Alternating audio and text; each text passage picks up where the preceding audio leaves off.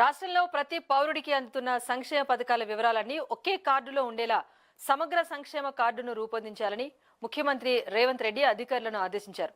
ఏ పౌరుడికి ఏ శాఖ ద్వారా ఏ పథకం ఎంత మేర లబ్ధి చేకూరుతోందో ఈ కార్డు ద్వారా స్పష్టంగా తెలిసేలా ఉండాలని సూచించారు. తక్షణమే అందుకు అవసరమైన చర్యలు చేపట్టాలని, అన్ని శాఖల నుంచి లబ్ధిదారుల డేటా సేకరించేందుకు ప్రత్యేక డ్రైవ్ చేపట్టాలని ఆదేశించారు.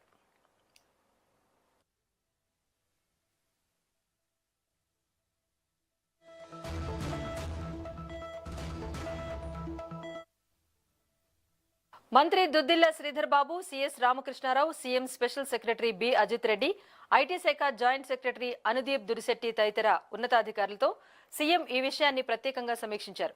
సమగ్ర సంక్షేమ కార్డు ద్వారా రాష్ట్రంలోని ప్రతి పౌరుడి పూర్తి సంక్షేమ ప్రొఫైల్ ఒకే చోట అందుబాటులోకి వస్తుందని ముఖ్యమంత్రి తెలిపారు. ఈ డేటాను అన్ని కోణాల్లో ఏఐ సహాయంతో విశ్లేషిస్తే సంక్షేమ పథకాల అమల్లో పారదర్శకత పెరుగుతుందన్నారు. నిజమైన అర్హులకు పథకాలు మరింత ఖచ్చితంగా చేరుతాయన్నారు. అదే సమయంలో అనర్హులను గుర్తించడం సులభతరం అవుతుందని అభిప్రాయపడ్డారు. ప్రతి శాఖ వేర్వేరుగా కార్డులు ఇచ్చే పద్ధతికి బదులు ఐటీ శాఖ ఆధ్వర్యంలో సమగ్ర సంక్షేమ కార్డు ఉండాలని సీఎం సూచించారు.